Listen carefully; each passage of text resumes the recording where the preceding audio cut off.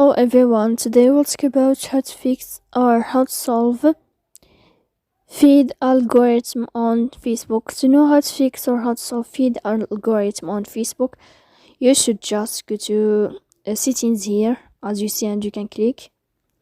Then this page you will enter to apps, default apps, app settings. Here in this page you will enter to the window of Facebook and you can click. After that, in this page of app info, you will enter to first stop and you can click OK. Here we'll enter to the window of storage. Then you can click clear cache. Don't click clear data because that can cause you errors in your app. In the end, you can turn off your phone and you can turn on your phone again. If it's not working with you, you can turn off your Wi-Fi and you can turn on it again to fix that problem. So please don't forget